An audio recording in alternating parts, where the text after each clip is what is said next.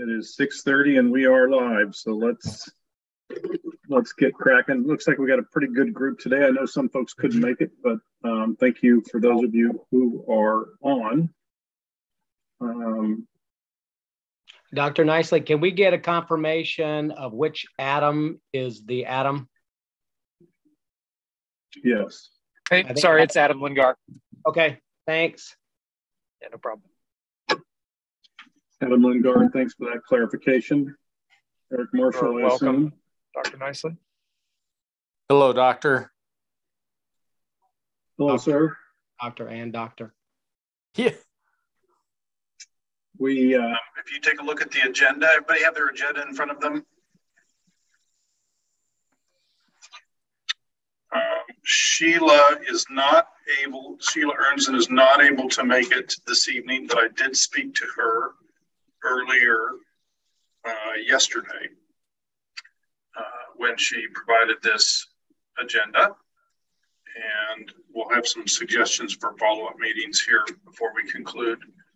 But so item number one, first of all, I don't know that we need to jump into the Robert's Rule of Order here because we don't typically approve anything, merely review and provide guidance and commentary. So feel free to do that. But that said, looks like all of the items and the reports A through E are the categories that use tax funding, and both Eric and David are here to and Ryan are here, can answer any questions that we have oriented around that. And if that seems okay with everybody, we'll just tackle use tax collections under item A. Yeah, and Dr. Nicely, I'll go ahead and start addressing that. If you look at your agenda packet, you'll see that on page 2 of the packet, there's a listing that shows collections of the use tax per month. Starting, we really had a low of little over 37,000 in June and 63,000 in October, kind of all over the board. There's no real pattern that we're seeing yet. So we'd like to probably monitor that for a few more months, see if there is kind of a pattern. And there may not be much of a pattern. I had some further conversations with Sheila. She brought up some good points about construction activity. If there is, let's say, a new large building, for example, Starbucks, just as an example, because that's new construction here in town, if they buy their materials and the use tax applies, that's a big purchase all at once. And so that might show up in a month high and not be a consistent, even number, 50,000 or 60,000 every month. We may get some months that are higher, and we may get some months that are lower. That makes sense. Yeah. Year to date, since June, we're at 325,677 with a stated estimated 1 year at $600,000. So we're just a little bit over half. Yeah, and if you factor out both of those numbers out to a year, we're still on target, if not a little bit below maybe what the collections might be. So we think we're in pretty good shape right now. That sounds good. I did not say hello to Marie. I didn't see that you were on there, and Jacob just jumped on. So Good evening there. Good evening. Thanks for identifying them. And I may not have even said hello to Mary Kate and Larry Pratt, but I feel like I see them all the time. So, hey. Questions about the revenue thus far with regard to just those dollars received, not necessarily what they've been used for. Yeah. I did get a chance to. I just had a quick question because I noticed there seems to be a lot of fluctuation. I'm sure David has probably just walked over that, but I'm assuming it's just big purchases that are causing these fluctuations. But in terms of, what we expect to see for the remainder of the year, I mean, $95K in August is phenomenal, but I mean, is that like a realistic target or realistic number that we would see, in any of these upcoming months, or do we expect that to even out, become more predictable, I guess? Or is that's kind of what I hit on right before you hopped in. Is there's a low of 37 and a high of 95. That's a big range. We're not really seeing a pattern right now. So exactly, that 95 may be a real, that may just end up being a really high month, and the normal number will be something below that. Our estimate of, I think it was, our budgeted amount of $600,000 for a partial year of 10 months. If you convert that to a year long, that's about a $720,000 budget, and 720,000 divided by 12 is about $60,000 per month. So I think, and I think was the original budget spread evenly at estimating 60,000 per month? Right. Yeah. We're just not seeing that. Yeah, we're just not seeing that as a consistent number. We're still kind of in line with what was projected. It's just the numbers fluctuate. I thought it was 600 for the year. So are you saying it was 720? No, he's saying that this year would be 600 because we didn't implement it. So it didn't go into effect and we didn't actually receive anything. So it wasn't the full 12 months. Yeah. So we had 2 months missing. And then next year, if we kept the same estimates, it would be 720, right? I think that's a good question, though, because if you think about it, we might expect to see December, when December comes in, maybe November, December as pretty big months with regard to holiday spending. And then January, February, maybe even March could be lower than average. So it'll be really interesting to see how it all shakes out. That's what I'm wondering, is if it's not going to be a seasonal type situation or not. But I mean, even if October is where we kind of steady out down to norm, I mean, 63 is not terrible. Mm-hmm. Okay. It'll be fun to see. Yeah. Questions? Any other questions about use tax collections?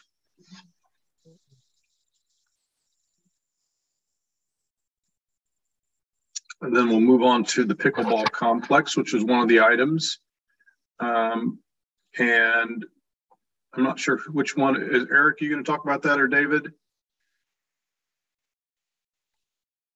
Eric, was that you or is that me? Maybe Eric's not in. Did we lose Eric? There. I was having problems with my phone. Sorry. Yeah, so the pickleball complex, if you've been down 19th Street, you'll have seen that the construction has started already, and they've made pretty good progress down there. We estimate substantial completion by May of 2023, so it's a fairly fast project for them.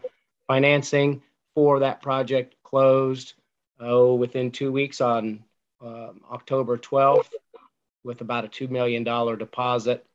And then estimated costs are a little over $2 million, but that includes contingency numbers. If you take out the contingency, it's right in line with that fund deposit that was made. And as far as I know, they're moving right on schedule. Eric could talk about schedule if there's a need to do that. I would just like to say part of that, the pickleball complex was a transfer of land from the school to us through LWCF. And they were waiting on some supplies, and the school's been great to work with. And we're going to try and create a better drainage system for them.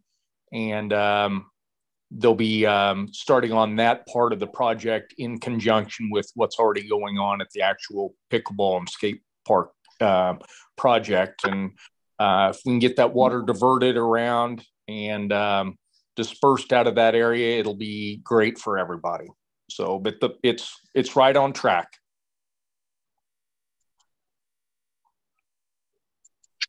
David, you want to just remind everybody about the funding for this component? Obviously, we're not going to shell out $1.9 million the first year, right?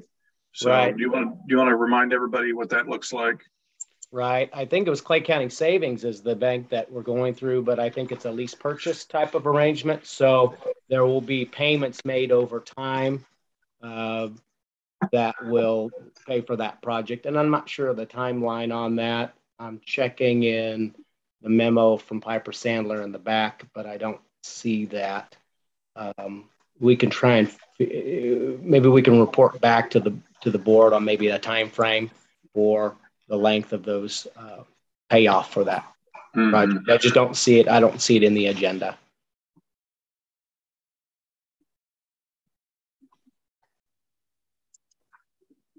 Okay, but it is certainly a loan that will pay a portion of the use tax will go towards every year. Right. We can look at it that way. And Sheila did tell me if there are any overages that the city would just cover that cost. Okay.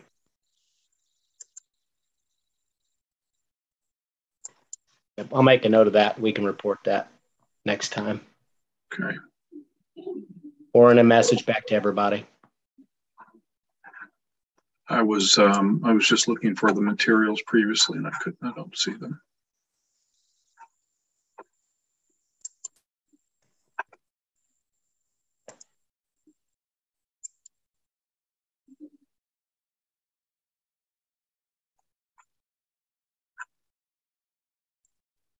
Well, I'm going to tell you, we live really close to where all this construction's going on, and it's really exciting to see all the activity and that you guys are getting right on this. So that's been really exciting to see. You could do the daily log of a photograph. I sure could. My photograph. Yeah, before and after, right? Yeah. Mary Kate's going to make a flip book. Yeah, good idea. I like that. David, is that post-tension? Yes. Okay, that's what I thought. That's great. Yeah. Okay, questions about the pickleball complex? Moving along as promised. We should see some really good progress next time we meet. Dr. Nicely. Sorry, I lost your connection. Yeah, it's gone. Go ahead, Marie. My question is on page 4 and then again on page, wait a minute, 2 of 4. Have I got these in order? 4. It talks about the court colors. There's nothing in there. Is that something that's not going to be used, David, or? That's an Eric question. Eric? Yes, ma'am. On the border color and court color, is that something that's coming as far as selection, or is that not anything that we will be selecting for the pickleball court? We already have that selected. They're going to be doing a mock-up there's actually 3 different colors. The outside is green. Close to the net is going to be a teal color, and then also a purple. So purple, teal, and then the outside green. It's going to look really nice. So, but the colors have already been selected, but we're just making sure we have progress meetings out there. They're going to be bringing the actual paint swatches to us on a big board, just so we know exactly how they're going to look, and how we'll lay it right on down. Okay. The other question I have for you, Eric, is on page 9. It says site seeding and straw mat, no sod. So that $5,850 is for the seeding and the straw. Is that correct? That is correct, Marie. Okay. And then the last question is, I don't understand, what is this forced account for unforeseen cost involved in construction? $75,000. That's a contingency. Yeah. That's the contingency? Okay. Yes.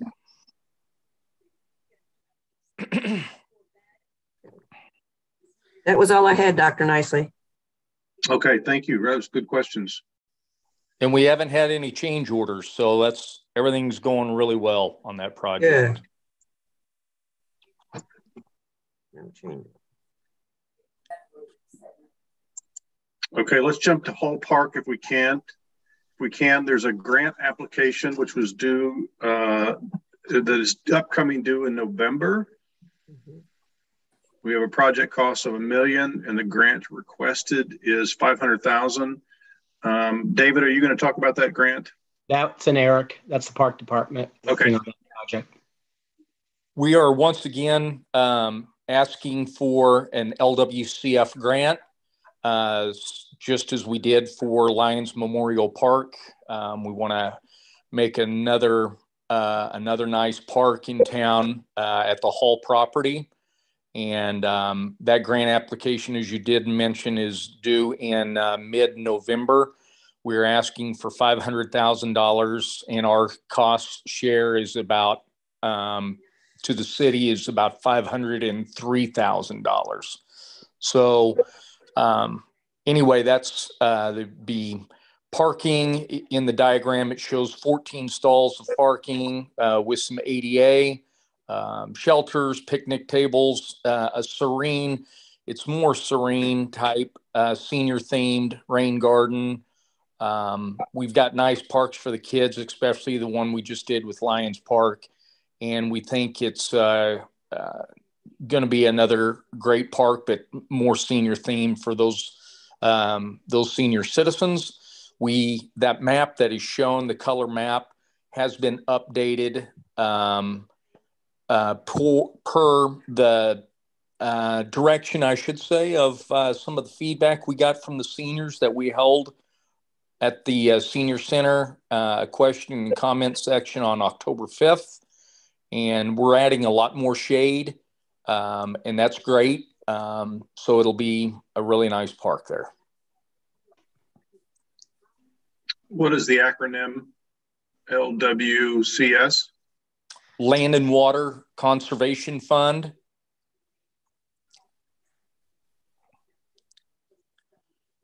And you said Lions Park was also LWCS?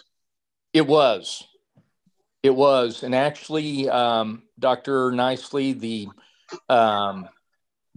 land that we are doing the pickleball complex is also LWCF land there. So that's the if you receive that grant, then you're guaranteeing that space will be used as a park until such time that a meteor comes and destroys the earth. Other than that, it will always be a park. Forever. I think that's the F in LWCF is forever. Forever, right. Yeah. Okay. Yeah. Well, that's good to hear in some ways. Outdoor recreation use is what it has to be used for, outdoor recreation use. So that depiction of that park is located on page 18.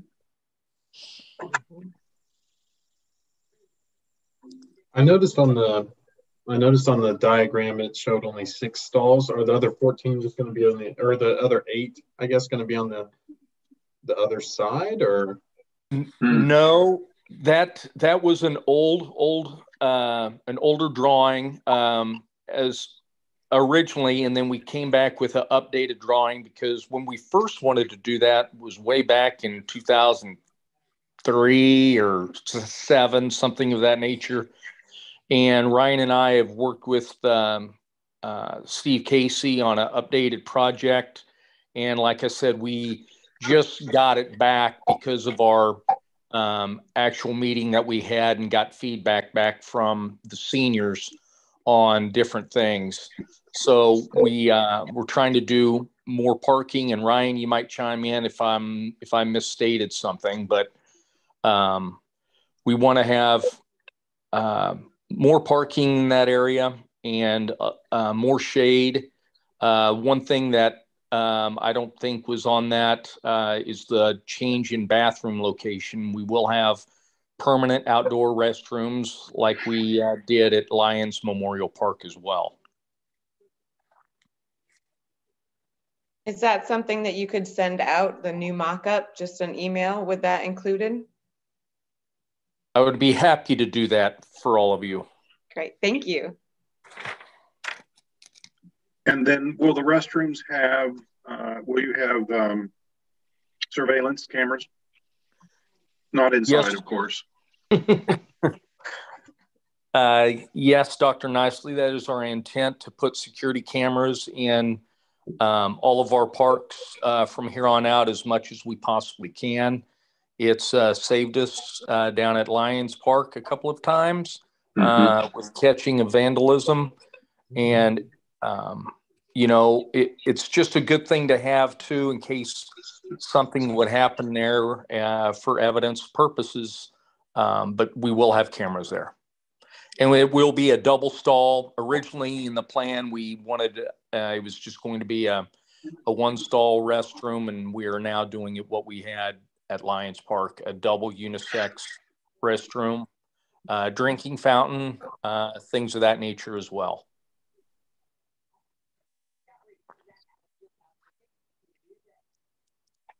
We just hope we can get the grant. What's the indication on probability for that grant? Is there?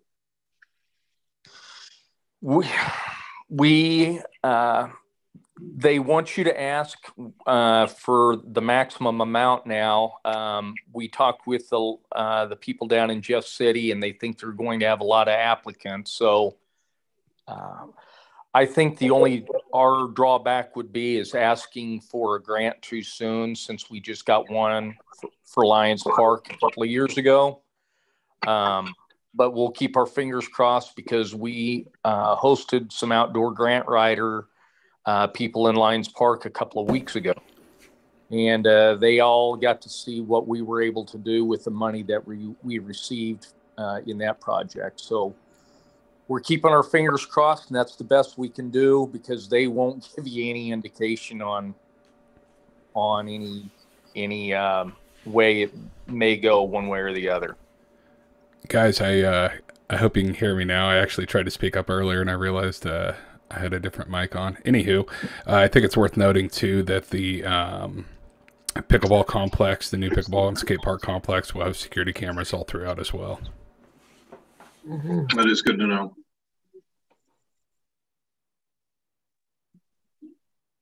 I'm not worried about those. Go ahead, Jacob. Sorry.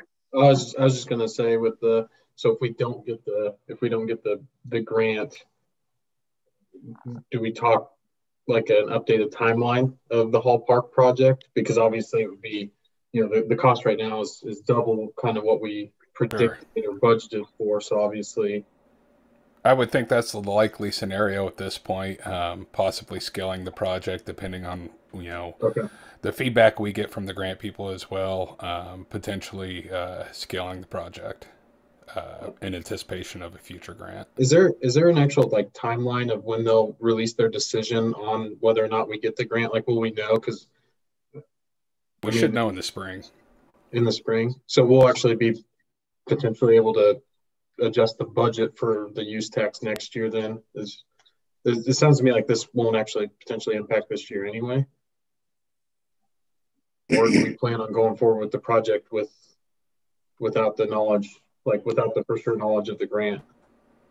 Go ahead. We wouldn't do anything right away without the grant money. And because there's a 2-year timeline, whether you once you get the grant, but I don't foresee the city going forward. It may be put on hold for another year and try and do another grant next year in case we don't get the funds. But I don't foresee us going forward without grant money. I can't speak for the board, but that's my general feeling. You know, if we did go forward without the grant money, naturally it would have to be significantly scaled because or delayed. Yeah, I just didn't want to make cuts because you guys have a really good plan drawn up. So and neither do we, frankly. But you know, sometimes sometimes you don't get the grant on the first try. We're optimistic that we will, but you never know for sure. Yeah. So I'm not sure if I missed something. If you don't get it on the first try, then it sounds like, Brian, you'll go back the second year and try again. Maybe that increases probability of getting it. That's what we're anticipating doing, unless the board would decide otherwise and proceed with the project without the grant. Am I speaking wrong, Eric? I think that you hit it just right. And like I said, we'll keep our fingers crossed and hopefully we do get the grant, but we just don't know how the board would proceed if we don't.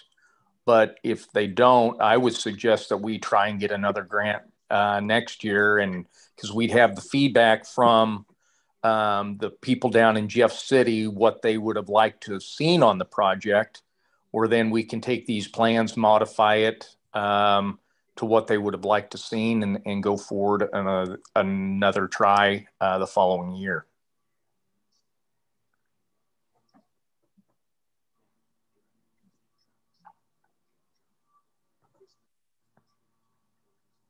Any other questions on that? We'll keep our fingers crossed. And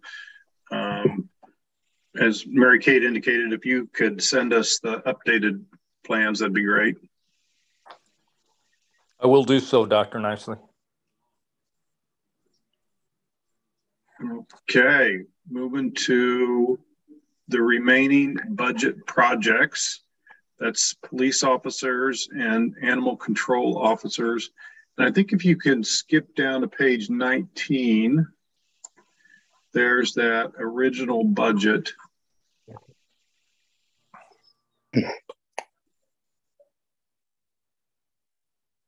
Yeah, there really isn't much to report on those items, Dr. Nicely, other than we're trying to fill those positions. I think the police department may actually have hired somebody recently.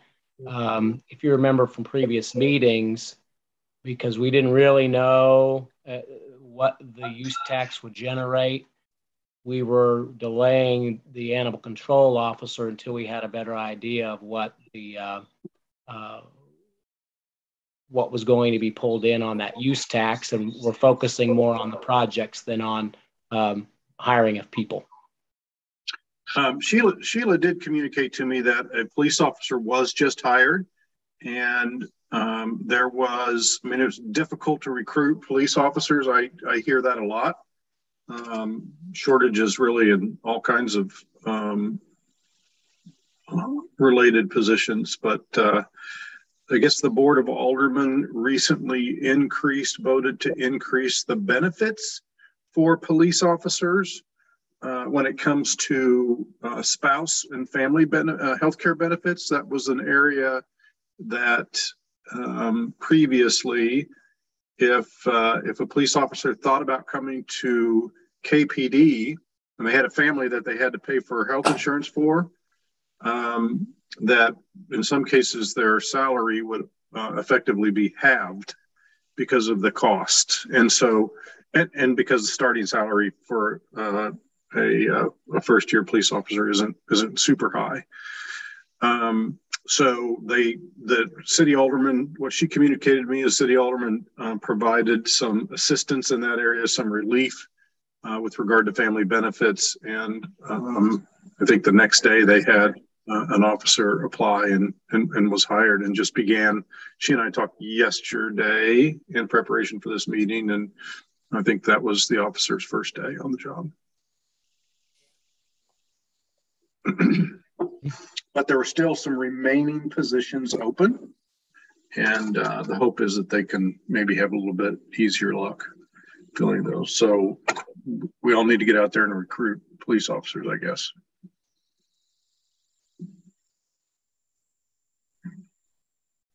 My question would be, is our budget related to the police officer, the public safety? I know we have 150K set out there, but that was, 100,000 for salaries and then 50,000 for a new vehicle. I mean, do we still feel comfortable that that's a realistic budget? Or because I just feel like with everything that's gone on in the past year, I don't even know if 50,000 would buy a new vehicle for the force. And then I also don't know, just like what you said with increasing the benefits, stuff like that, and the pay is 100,000. I know they were originally talking 100,000 would get us 2 people, but I have a feeling, I mean, do we need to update these figures, from a forecast standpoint? Because I feel like 150K might be light. I don't know. Well, I think they'll be doing the budget for next year. So I think, to me, it would all be tied into that as they look at that, because the benefits, I think, was for all city employees, not just police officers. Mm-hmm. Oh, sure, that makes sense. I think that's a good question, though. I will relay that question to Sheila.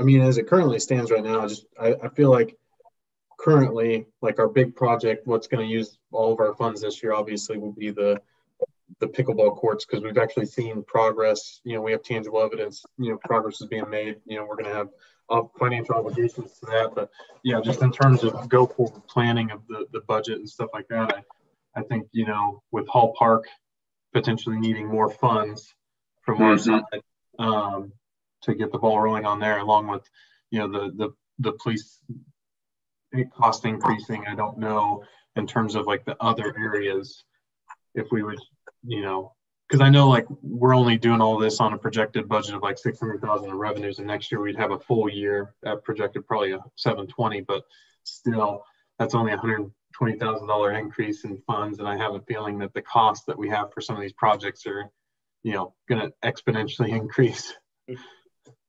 Yeah. Yeah, Dr. Nicely, I made a note of that too, and we can communicate that to Sheila. She'd be doing the budget, and she can look into that number. Okay. And I think the staff we have right now online are not the right people that can answer that question. And it might be worth saying that she can, when we get that correspondence with the new plan or the updated plan for Hall Park, maybe she can comment on that as well. Sure. One of the things I will say that we talked about is discussing setting our next meeting for May 2nd. And the idea would be at May 2nd, we would have come almost a full year. We would have those revenues to report. And also, it's apparently the same time that the city works on its budget. And so that information could be provided as well. So, and that may answer your question, or at least that's something we should be thinking about probably as we go through that. So, yeah, Dr. Nicely, city budget year is April 1st through March 31st. So May 2nd meeting would be right after budget approval. It certainly does make sense that these numbers will, estimated cost numbers will have changed at that time. Just because we just heard that a police officer costs more money now, or any city employee costs more money. Yeah.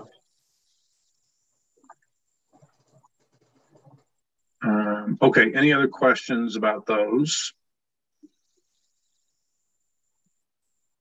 And then the last one, and the one I'm a little partial to, which also hasn't had much, seen much progress, which is fine. There's some other priorities, is the Mac Porter Park connecting trail.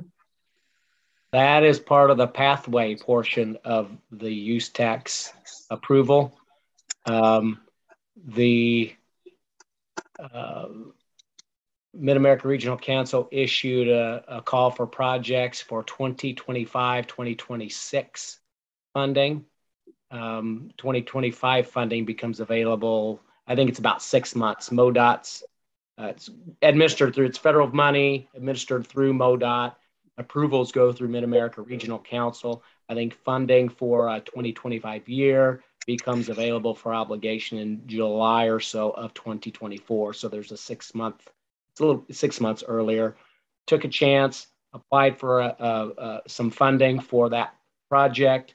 Usually we don't score very well because we're on the outskirts of Kansas City. A lot of the high scoring projects are, closer into, within the loop, definitely closer into Kansas City and interior of the Northland. We actually scored pretty well. We were on the borderline of funding that was originally estimated. There's actually been more funding allocated, and I think the chances are really good that we're going to have our project funded through that grant program, and maybe even at a little higher level than what we requested. So that's pretty good news. I think it's by the end of the year when decisions on that will be made. There are a lot of subcommittees that the reviews have to go through at Mid-America Regional Council, so it takes a little bit of time. But I feel pretty good about our project getting funded, but it'll be 2020, I think 2026. So 2025 is when that money would become available. In the meantime, we would go with approval. We'd kind of get a calendar for doing design. That grant program is just for construction. So we have to go through the design process and preparing of engineering plans. What I'd like to do also in that meantime is apply for a recreational trails grant, which is how the pedestrian bridge, Clear Creek Crossing. So the bridge that connects Mac Porter Park and Jesse James Park was funded through a rec trail grant, and the TAP funding can be used together. And so we try to get a little extra funding for that too in the meantime. So I think it's pretty good. We'll hear good news. We just won't know for a little while. But it looks good. And that would be about a $1 million project. I think the funding we'll get through Mark is probably, that's $1 million for everything. So design, engineering, and construction. I will probably we asked for an 80-20 portion, so about $610,000 is what we requested. We may get funding in the 700s range. So that's really good grant. When will we know on that? I think by the end of the year, December, maybe into January.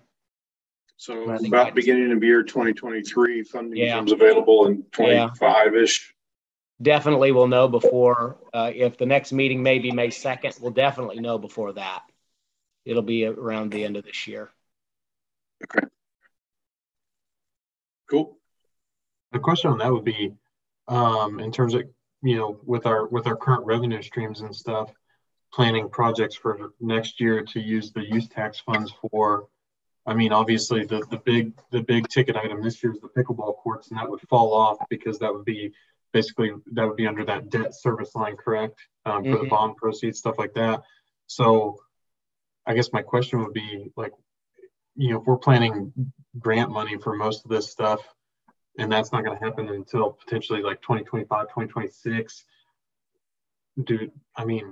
what's going to be our plans in between? Well, right now the cost estimate that we have for that project, the city share of that project's a little over $250,000. So I think that's where that use tax funding comes in, is doing those engineering plans, some of that construction. So even though construction may not happen until 2025 to 2026, there will still be some things to do to prep for that ahead of time. I think my biggest deal is the windows, if we get a lot of revenues, if we have more revenues to where we're just building a surplus. If it's something that we can, expedite the project, or because that was one of our, kind of our flagships of the use tax. And, basically my deal is just how much of this stuff can we get to the people that we've, basically lobbied the tax on, the quicker that, I think it paints a better picture for, hey, here's your use tax dollars at work. And people seeing, like, because people are already talking about the pickleball courts and stuff. Like, I mean, it happened, like, we voted it in April. We've already got foundations set, for pickleball courts to be going next year. You see that, you can see that tangible change. And I just don't want it to stagnate. Like, that's done, and then all of a sudden, it just goes quiet for a couple of years, and people don't really see what their dollars are doing. Yeah. Well, if the funding comes in really good and that proportion that goes to pathways is a little bit higher, if you remember, there was that the map that we prepared that showed different locations. Well, we're kind of right now we're focused on this Mac Porter Park Connector Trail because we've applied for a grant, and if we can get a chunk of funding that helps us further down the road, let's go for it. If, like you say, let's say things look better and we project higher, and a little higher proportion can go to the pathways, well, maybe we look at some of those other projects on that map or on that list and hit a few of those while we prepare for the Mac Porter Park connector. Yeah, because I don't think that the original plan was drawn up before the announcement for the pool and stuff. So I'm assuming there is potential for other walkways related to surrounding the pool area and everything. I know that they talked about a big trailhead connection and everything. I didn't know, is that something that they would be, is that something that they're potentially trying to earmark some funds for there as well? Or I didn't. I'm not aware of that. Yeah, I'm not aware of that. I don't think project's far enough along. I think the two of you make a really good point, because we will certainly we're haven't even concluded the first year, and we're seeing some progress, but that progress is largely on the backs of loaned money, right? Dr. Nicely, there is one project that was done, that sidewalk out on Nation Road, that was done. That was right off the bat, and within that, came in at $112,000 or something like that. There will be a time when we will have completed these projects or almost completed them, and then be moving on to other projects.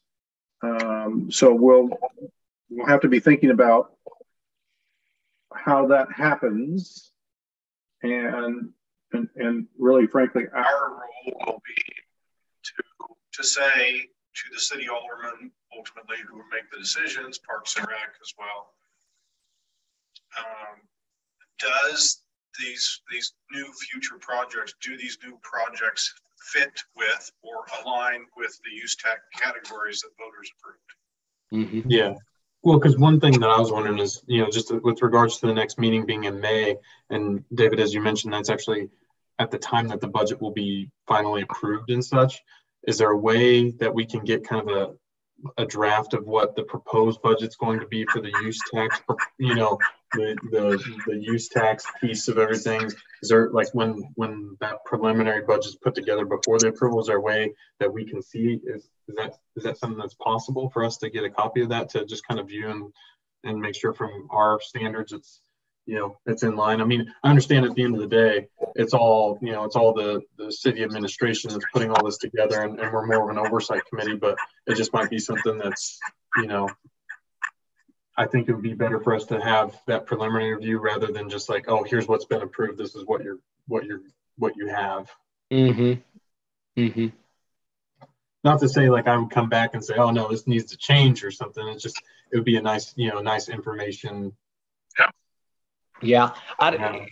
The proposed budget, there's always a draft budget that goes to the Board of Aldermen, and it's not voted on the night that it goes to the board. They actually take it to review, and they come back at a future meeting. Right. That's public information. In the past, that's always been like, maybe I think the first meeting in March is when that budget is presented, and then they approve it in the first meeting in April. Sometimes maybe it was at the second meeting where it was introduced. So there's a couple of week window in there that review could happen if you wanted to review that. It's public information too. So, it's presented at the meeting. So for the risk of sounding lazy, the only reason I was asking is because I know between now and March, I'm going to have 10,000 things come up, and I'm going to completely forget and be like, oh no, I didn't go look at that. So that's the only reason I was wondering if we could, have someone send us a copy so we would just be in the know. Yeah. I've got a newborn at home, so I don't even know what I did this morning. I've forgotten all of that. I feel for you. I know that feeling. I'm lucky. Like my wife, she does like 100% of the job, and I'm there to get the cute smiles and stuff. But even then, I'm just like, oh my gosh. So that's the reason I had asked. So. I mean, I'll make myself a calendar invite in the end of February or March to say, be sure Jacob gets a copy of the draft budget. That would be awesome. You would be my favorite person. That's what I do. When I want to remember something going a few months out, I'll put a calendar invite to myself as a reminder. Perfect. Any other questions? What I would say is, the other thing is, as information becomes available, like on the Trails grant, if that comes through in January, then it'd be awesome to know that before the next meeting. Just say, everybody, that we're moving forward. We got this grant or not. Yeah, I don't think you guys should want to have to wait until May to find out that we have got a grant approval on a project that was approved. That's right. That's right. If we get the grant for Hall Park, naturally, we'll send out an email to all of you letting you know one way or the other. But I want to make sure that I do get the updated plan to you with the added improvements that we did after our meeting. And then I know you mentioned, Dr. Nicely, in May is the next scheduled meeting. We should be getting really, really close on the completion of the project at the pickleball and skate park complex. A lot of people just think it's pickleball, but the skate park is going to be a great asset as well for those kids that are that use it for that. So we're excited about that part of it as well. No, I think that's great. Speaking of which, is everybody okay with May 2nd? It's a little bit longer, but frankly, it's not that much longer. We will have completed almost a year, and then we'll also have a city budget, and we should be able to tie the budget for the use tax to the city budget. So, which would be an important thing to relate to.